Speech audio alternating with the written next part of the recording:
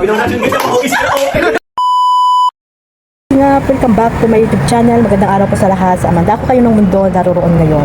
At ito nga guys, no, panibagong reaction tayo mga kalingap dito sa pagluluto ni Kalingap Jomar. At ayun nga guys, dito natin nakakilala talaga si Carla kung gaano tawag dito mag-rate sa niluto ni Papa Joms. At nagulat po ako mga kalingap at siguro kayo din po ay nagulat.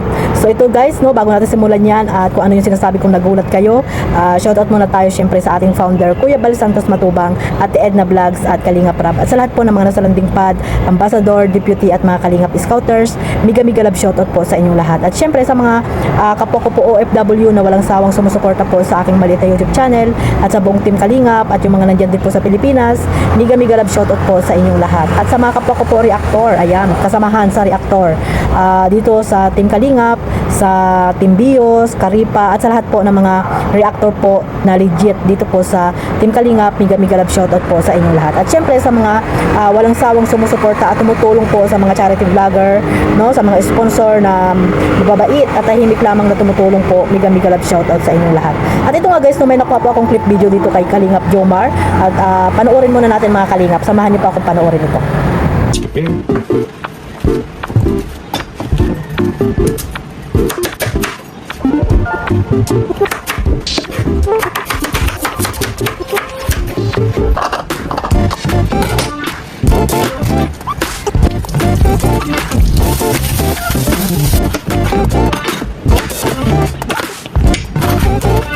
Yung carrots, patatas po, and yun. Siyempre, di mawala pwede. Di pa rin mawala ang Ricardo guys. Garlic and onion. And siyempre po, bell pepper po guys. And siyempre po, ang pinahang main ingredient natin dyan. Siyempre yung manok guys. Kasi sa chicken curry nga, di ba? Mag-short circuit tayo guys.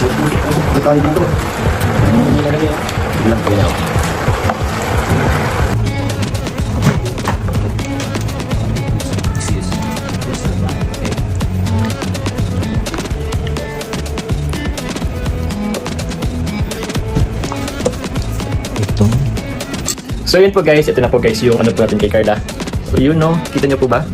Yan, chicken curry. Ito na po, ibigyan na po natin po kay Carla. Yan na po. Ito! Uy! Grabe, Chicken curry. Ito kasi guys yung ano. Ay, Yan. pwede na. Pwede naman. Grabe. Grabe, amoy pa lang, parang satisfied na si Carla. Oh bro, may nitinit pa yun bro. Grabe, Sakto. bro. Kakain na kayo bro. Bro, kita natin. Sorry. O iba. Bro, na-excited na bro. Oh no! Grabe naman natin guys, ako is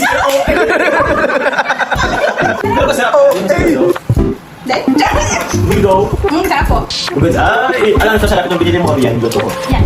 Alin? Yan, pumutok mo.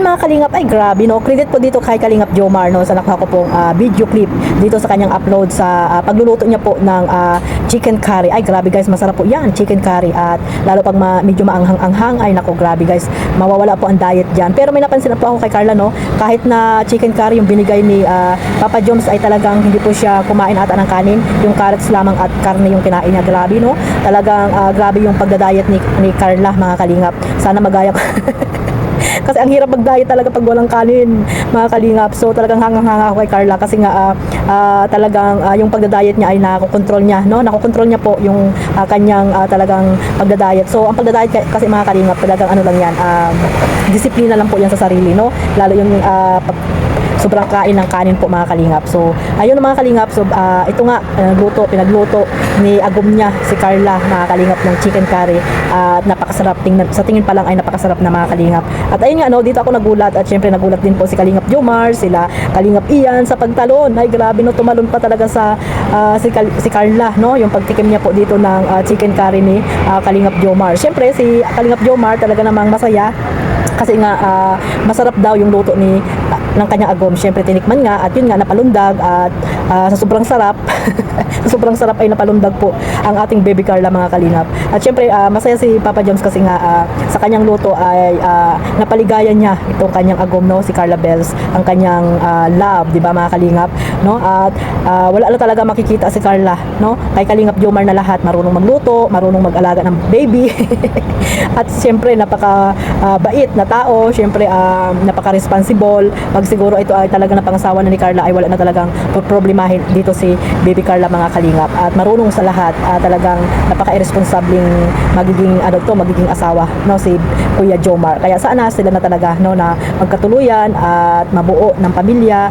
magkaroon ng anak, di ba mga kalingap. At ito po yung mga pinagdarasal po ng mga supporters po at totoong nagmamahal po dito sa dalawa. So sa ngayon, mag-focus lang muna si Carla sa pag-aaral, kasi yun naman talaga yung goal, na makapagtapos si Carla ng pag-aaral para mas maganda po kasi yung may pinag-aralan bago mag-asawa, at syempre makatulong din sa kanyang mga kapatid, di ba mga kalingap. Kaya ayan, no, napasaya na naman ni Kuya Jomar si Carla, at syempre pinakilig naman itong si agom niya, no, si Kuya Jomar, kasi nga ikaw ba naman nagluto ka, at syempre na-appreciate ni Carla yung talagang pag-effort ni Kuya Jomar sa pagluluto. Kaya ayan mga kalingap, suportahan lang po natin sila, no, lalo na po yung serye ng dalawa, no. Abangan po natin yung part 93 kung ano pa yung pakilig nitong Jomcar mga kalingap, na hanggang ngayon ay talagang pinapakilig pa rin po tayo sa kanilang mga serye, at wala po talagang kupas, no, yung kanilang banding po pag nagsushoot po sila ay talagang mula noon hanggang ngayon ay parang walang pagbabago mga kalingap, no. At syempre suportahan nyo rin po ang pag-charity ni Kalingap Jomar, no, yung kanyang mga upload,